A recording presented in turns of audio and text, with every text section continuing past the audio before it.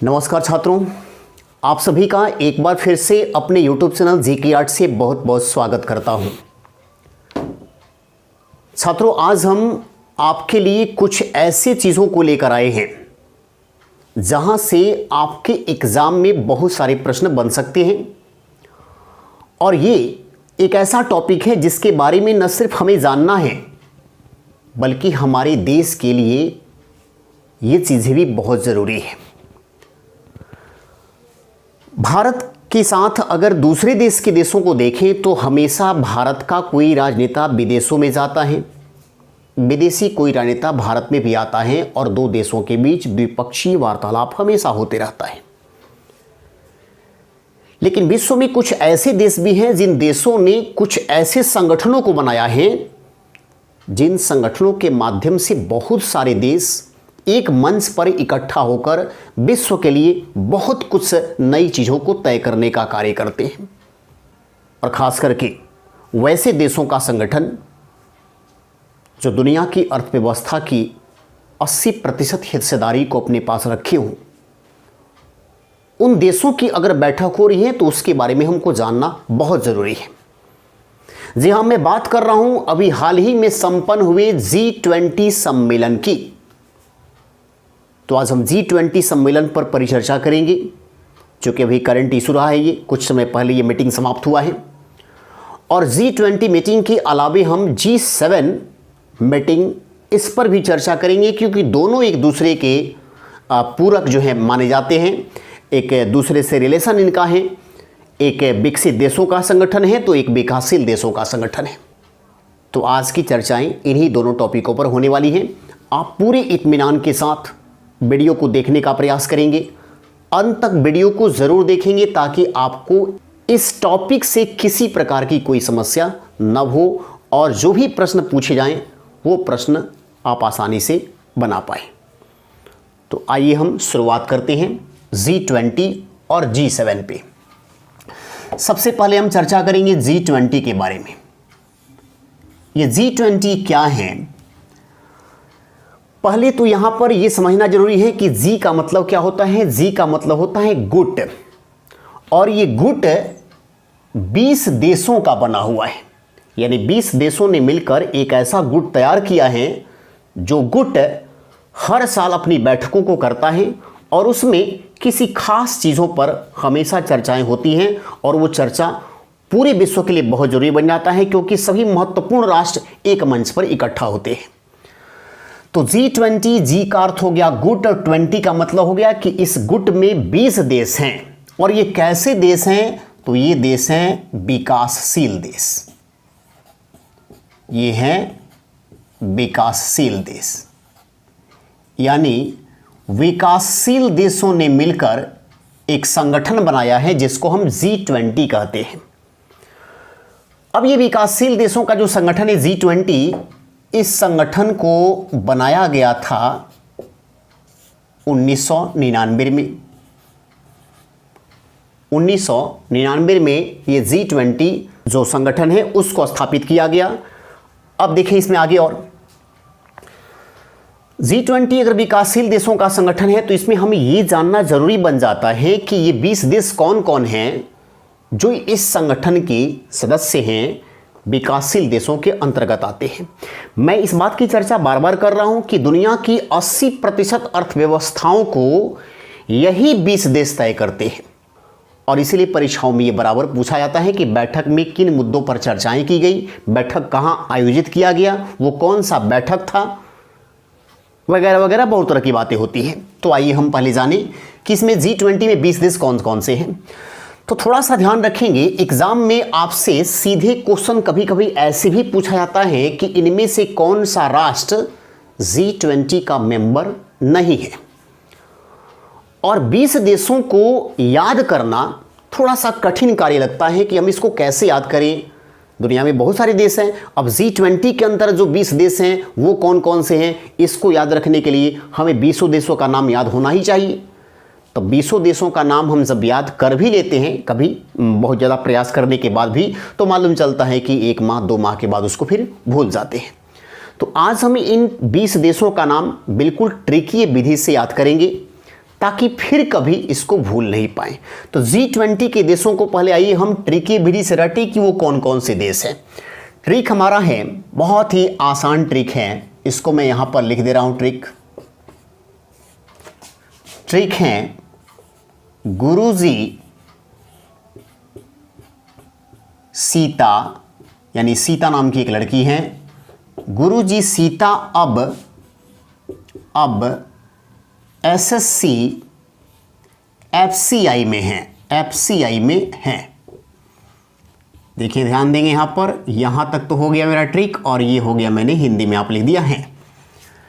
तो ये ट्रिक है, गुरुजी से कहा जा रहा है कि गुरुजी जो सीता हैं वो अब एसएससी के एफसीआई में है। एफसीआई विभाग है food corporation of India, SSC staff selection commission, यानी स्टाफ सिलेक्शन कमीशन में जो एफसीआई का जो आपका विभाग है फूड कॉर्पोरेशन ऑफ इंडिया, उसी विभाग में है कौन अब, सीता। ये बातें किसको बताई जा रही हैं, गुरुजी को बताई जा रही हैं। और आइए अब देखते हैं कि 20 देश हमको कैसे ये याद रहेंगे। हम यहाँ पर ऊपर नीचे करके लिख दे रहे हैं GURUZI।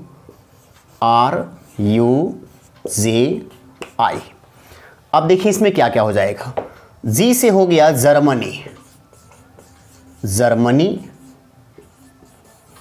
जर्मनी, यू से एक देश बनता है यूनाइटेड किंगडम, जिसको हम इंग्लैंड या ब्रिटेन भी कहते हैं। आर से हो गया रसिया,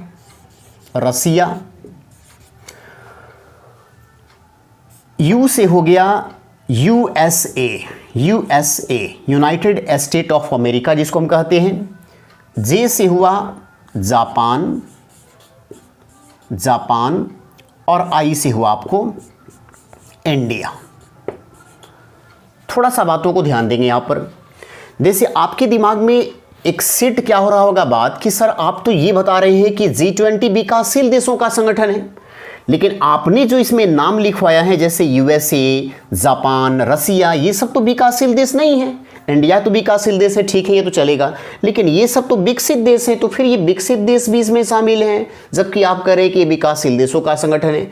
तो मैं आपको बताना चाहता हूं कि जब इस समय 1999 में ये संगठन बनाया गया था, उस समय इस संगठन में विकसित देश भी शामिल हुए थे। हालांकि ये संगठन विकासशील देशों का ही है, लेकिन विकसित देश उसमें थे। और ये कहा जा सकता है खास करके कि 1999 के दौर में जो राष्ट्र आज विकसित हो चुके हैं वो उस समय विकासशील अवस्था में ही अभी थे, यानी पूर्णतः अभी विकसित नहीं हुए थे। बहुत हद तक वो विकसित होने के कगार पर तो थे, लेकिन पूर्णतः विकसित नहीं हुए थे।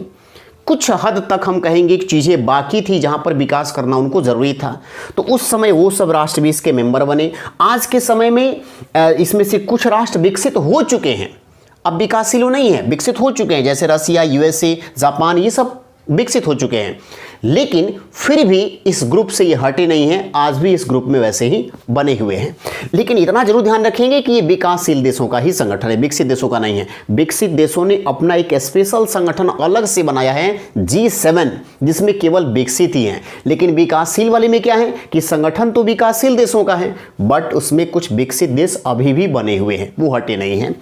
तो इसीलिए ध्यान रखेंगे। ये गुरुजी से इतना नाम निकल गया। अब आइए देखते हैं सीता से क्या क्या बनता है। सीता, ये रहा सीता। सीता से देखिए क्या होगा, ये हो जाएगा आपको साउथ अफ्रीका, विकासशील देशों में शामिल। आई इंडोनेशिया, बहुत ही फेमस देश। टी से हुआ टर्की, जिसको आप लोग तुर्की कहते हैं, है ना, टर्की। और ए से ऑस्ट्रेलिया, ठीक है ना। ये हो गया south Africa, Indonesia, Turkey, Australia. आप देखेंगे इसमें बहुत ही पॉपुलर कंट्री हैं सब। उसके बाद देखें, इससे जब आगे बढ़ेंगे तो अब आते हैं अब, और जब अब में आते हैं हम तो अब से देखिए ए से अर्जेंटीना, बहुत ही फेमस देश है ये भी, अर्जेंटीना। और बी से बन जाएगा आपको ब्राज़ील, ये ब्राज़ील, ये इसमें आ गया। अब आइए देखते हैं आगे क्या है। अब एसएससी, एस से एक बार फिर से आइए, देखिए एस से एक बार लिख चुके हैं साउथ अफ्रीका, अब लिखेंगे एस से एक सऊदी अरब, सऊदी अरब, सऊदी अरब।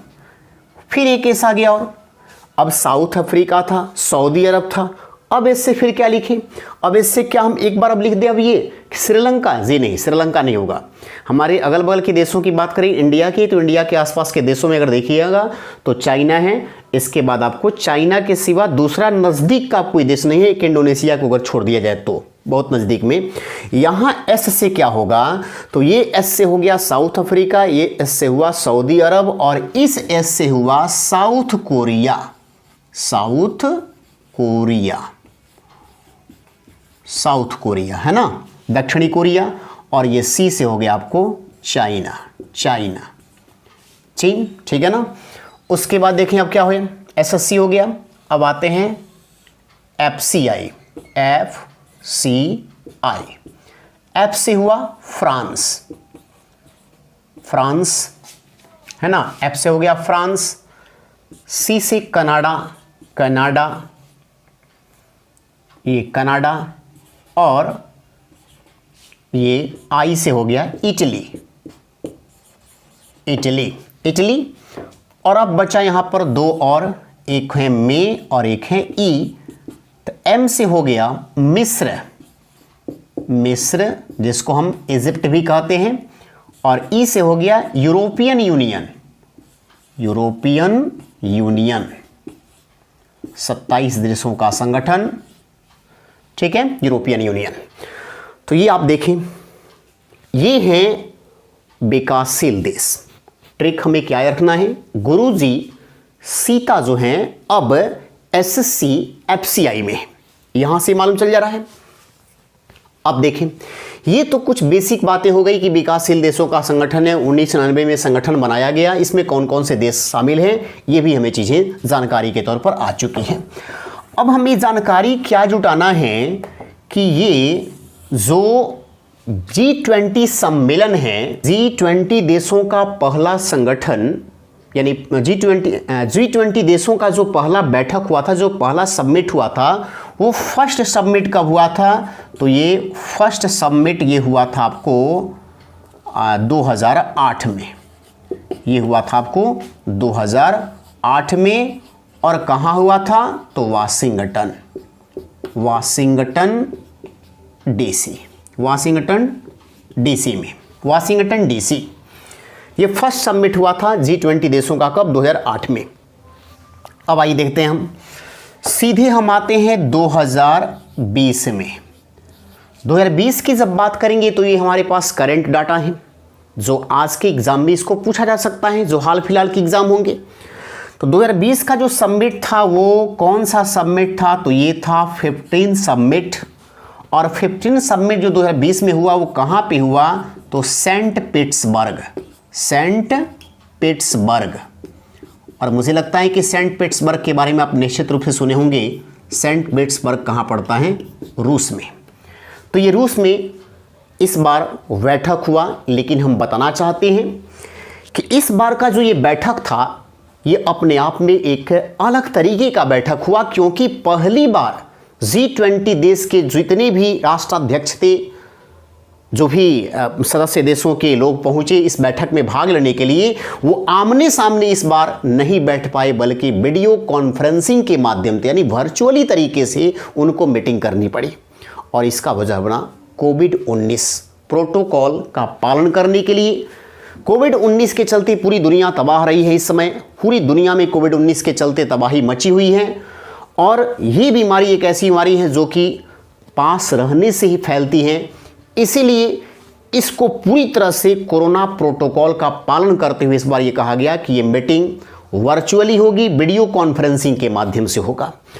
और जब ये बैठक वीडियो कॉन्फ्रेंसिंग के माध्यम से हुआ, तो मैं ये भी बताना चाहता हूँ कि अगर आपसे ये पूछें कि 15वें G20 सम्मेलन जो 2020 में किया गया सेंट पीटर्सबर्ग में, इस बार G20 देशों के बैठकों की अध्यक्षता किसने की, तो रूस के राष्ट्रपति व्लादिमीर पुतिन के द्वारा किया गया। रूस के राष्ट्रपति व्लादिमीर पुतिन के द्वारा इसकी अध्यक्षता की गई। लेकिन मीटिंग पूर्णतः किसके तहत हुआ? वीडियो कॉन्फ्रेंसिंग के माध्यम से। अब देखिए, भारत के प्रधानमंत्री इसमें नरेंद्र मोदी भी इस मीटिंग में शामिल थे, वीडियो कॉन्फ्रेंसिंग के माध्यम से वो भी सामने थे। तो उन्होंने 2-3 महत्वपूर्ण मुद्दों पर चर्चाएं की। एक तो उन्होंने G20 समिट में लगभग सभी देशों को एक प्रकार से संदेश दिया कि हम सिंगल यूज प्लास्टिक का पूरी तरह से भारत में समाप्तिकरण करना चाहते हैं। यानी हम ये चाहते हैं कि भारत में प्लास्टिक पूरी तरह से बैन हो। और मेरा उद्देश्य सिर्फ इसीलिए है कि पेरिस जलवायु परिवर्तन जो समझौता है, जलवायु को स्वच्छ रखने की जो जवाबदेही है, जलवायु परिवर्तन से संबंधित जितने भी देश हैं जो उस पर सिग्नेचर किए हैं पेरिस वाले समझौते पर, उसमें भारत भी साइन किया है। तो भारत ने कहा कि उसके प्रति हम पूरी तरह से वचनबद्ध हैं, इसीलिए हम सिंगल यूज प्लास्टिक को पूरी तरह से समाप्त करने की दिशा में आगे बढ़ रहे हैं। उन्होंने ये भी कहा कि यहाँ तक कि भारत 2030 तक 26 मिलियन जो बंजर भूमि है उसको भी उपजाऊ भूमि में कन्वर्ट करने के लिए पूरी तरह से आगे बढ़ रहा है और बहुत जल्द हम लोग इसमें सफलता पालेंगे। 2030 तक ये लक्ष्य रखा गया है कि 26 मिलियन जो बंजर भूमि है इंडिया के पास जो बेकार हो चुकी हैं उसको हम उर्वर बना देंगे। ये भी बहुत अच्छी बातें रही। लेकिन मुख्यतः इस G20 सम्मेलन में जो सबसे ज़्यादा चर्चा का विषय बना वो विषय था कोविड-19। और लगभग सभी देशों के राष्ट्राध्यक्षों ने कोविड-19 के निदान, उसकी रोकथाम, उसके समुचित इलाज और उससे संबंधित वैक्सीन को समुचित तरीके से सभी लोगों के पास सुगमता पूर्वक पहुंचाने के लिए अपनी वचनबद्धता को जाहिर की। यानी सभी राष्ट्रों ने एक तरह से एक निर्णय लिया कि हम पूरी तरह से वचनबद्ध हैं कि कोविड-19 बीमारी को अधिक से अधिक रोकने का प्रयास करेंगे, इसके निदान का उपाय करेंगे और यहाँ तक कि किसी प्रकार का अगर दवा वगैरह जब बनकर आता है कोविड-19 का वैक्सीन तो उसको समान रूप से नागरिकों के बीच वितरित करने का प्रयास करेंगे, वो रेट भी उतना महंगा ना हो और सभी के पास आसानी से पहुँच भी जाए। तो पूरी तरह से इस पर कोविड-19 पर चर्चाएँ की गई। ये भी ध्यान रखना है, कोविड-19 पर चर्चा।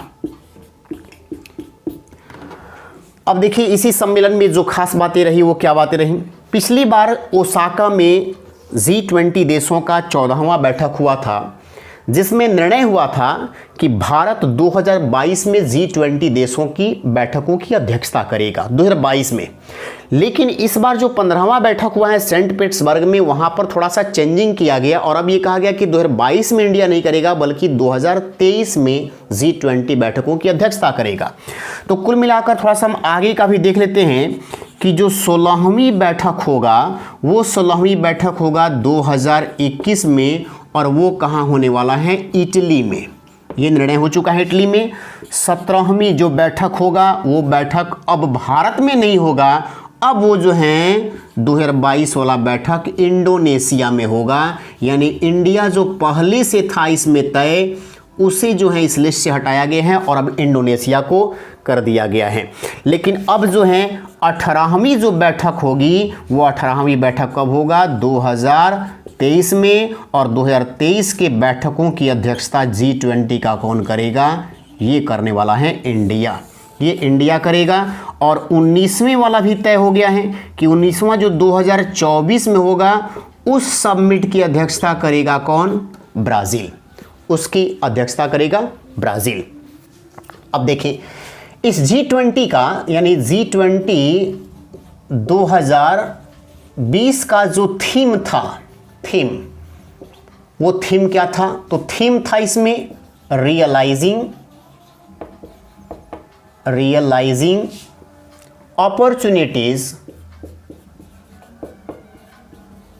Opportunities of the 21st century for all. ये इस बार थीम बनाया गया था। यानी 21वीं सदी में सभी के लिए समान अवसर, सबके लिए समान अवसर बने। सारे देश इसमें जो भी G20 के तहत जो भी देश हैं वो निर्णय लिए हैं कि हम G20 के देशों की इस समिट में यानी 15वीं समिट में ये तय करते हैं, ये ध्यान रखना है आपको, ये तय करते हैं कि 21वीं सदी में जो हैं सभी के लिए समान अवसर बने। ये बातें आपको ध्यान रखनी है। तो G20 से आपको इतने सारे क्वेश्चन जो है पूछे जा सकते हैं। अब आइए थोड़ा सा हम इससे आगे बढ़ें और अब एक और संगठन G7 के बारे में चर्चा करें कि G7 क्या है। चलिए इसको हम मिटाते हैं और अब G7 की चर्चा करते हैं कि G7 क्या है।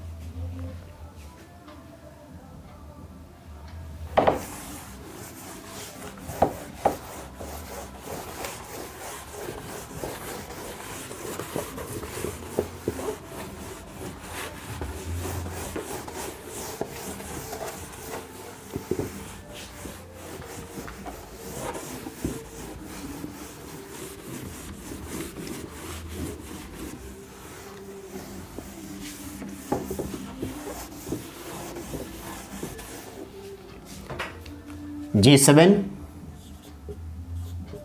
इसको पहले हम लोग G8 के नाम से जानते थे, ये पहले नाम था, लेकिन अब वर्तमान में इसका नाम हो गया है G7।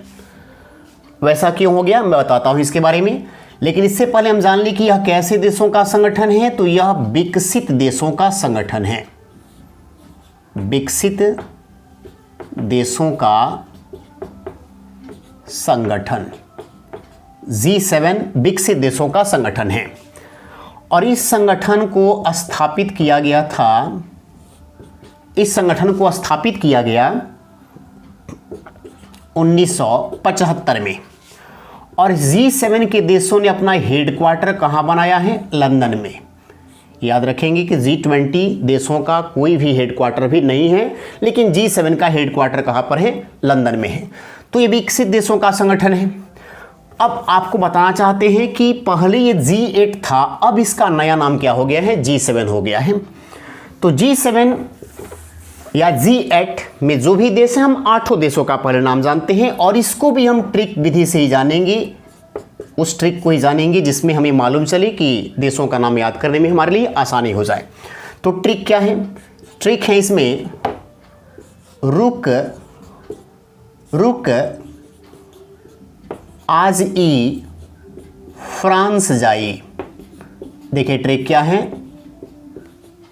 कहा जा रहा है किसी से कि रुक आज ही फ्रांस जाई, रुक आज ही फ्रांस जाई। देखिए इससे क्या क्या बनेगा? ये हो गया आपको रूस, ये हो गया आपको कनाडा, ठीक है ना, ये हो गया आपको अमेरिका, और ये हुआ जैसे जर्मनी, ये हो गया इटली, फ्रांस तो इसमें है ही, फिर हो गया आपको जैसे जापान, और ई से एक देश बन गया इंग्लैंड। ये मैंने 8 देशों का नाम लिखवा दिया है, रूस, Canada, America, Germany, Italy, France, Japan, England. यहाँ पर ध्यान रखेंगे ये फ्रांस है, ठीक है ना। तो ये 8 देश G20 बनाए थे, आज ये G7 है। क्या है मैं बात बताना चाहता हूँ। 75 में संगठन बना, लेकिन 1997 में इस संगठन में रूस शामिल हुआ।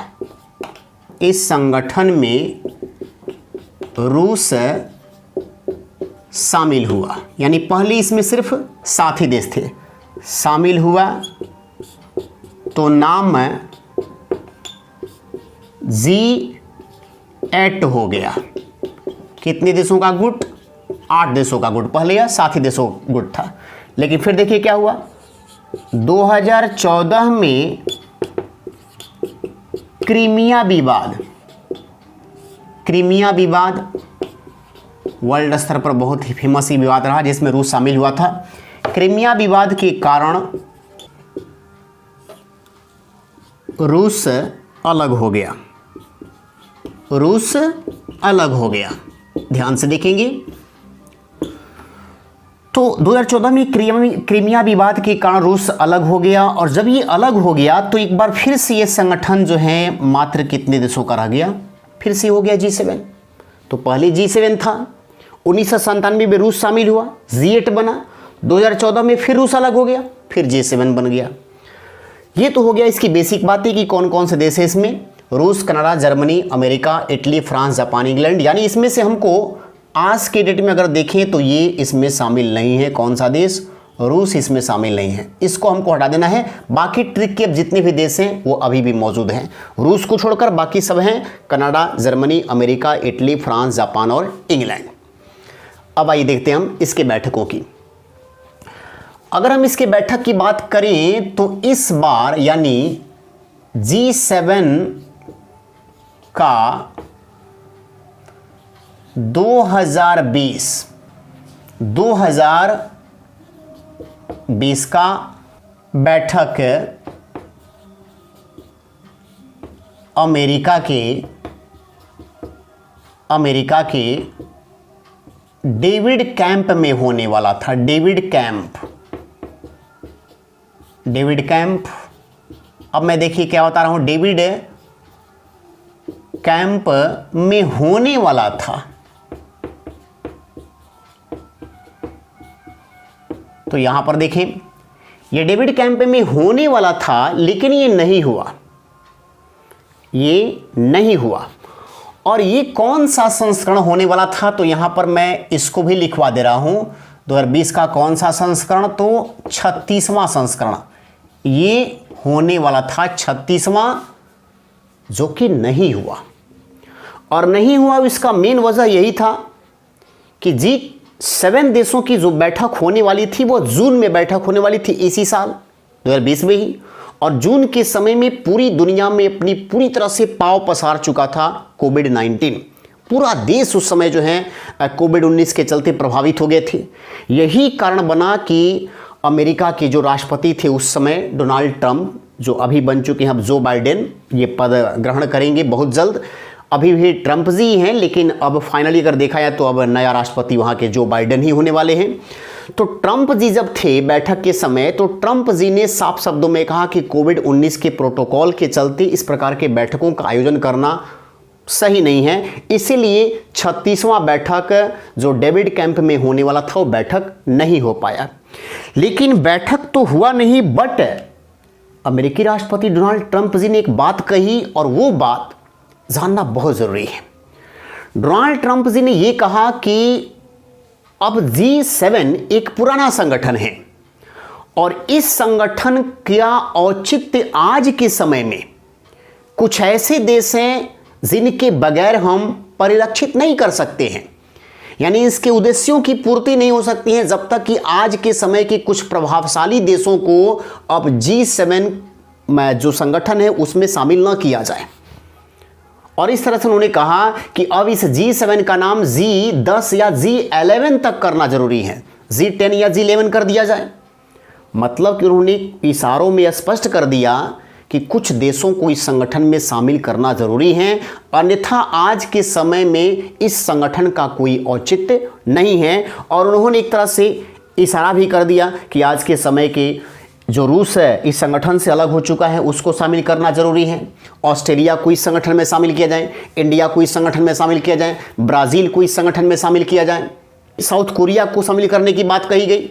ये ट्रंप जी ने साफ शब्दों में कहा कि इन देशों को भी अब G7 का मेंबर बनाना जरूरी है, क्योंकि आज दुनिया की जो अर्थव्यवस्था है उनमें इन देशों को अलग रखकर आप G7 की सार्थकता को नहीं दे सकते हैं, ये अपने उद्देश्यों में सफल नहीं हो सकता है। इसीलिए अगर ये बैठक होता भी तो शायद इसका कोई मतलब नहीं बनता, ये ट्रंप जी ने साफ शब्दों में कहा। बहरहाल ये बैठक नहीं होगा कोविड-19 के चलते बैठकों को हटाया गया, स्थगित किया गया।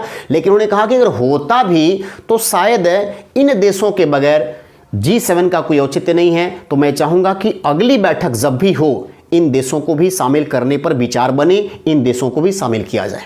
लेकिन इशारों में उन्होंने चीन का नाम नहीं लिया। उन्होंने साफ शब्दों में कहा कि चीन को इस संगठन का सदस्य बनाना बेवकूफ़ी होगी, उनको इसमें शामिल ना किया जाए। तो चीन को उन्होंने अलग रखा, लेकिन भारत को शामिल करने की उन्होंने बात कही कि भारत को इसमें शामिल किया जाए। और अब ये संगठन को और विस्तारित करने की जरूरत है, क्योंकि कुछ राष्ट्रों के बगैर G7 एक मृत प्राय संगठन बनकर रह जाएगा, आज के समय में अपने लक्ष्यों की पूर्ति नहीं कर पाएगा। तो ध्यान रखेंगे, G7 की बैठक इस बार 2020 में नहीं हो पाया, डेविड कैंप में होने वाला था, जिसकी अध्यक्षता करने वाले थे अमेरिकी राष्ट्रपति डोनाल्ड ट्रंप। लेकिन G20 का बैठक हुआ है, लेकिन यह बैठक वर्चुअली हुआ है।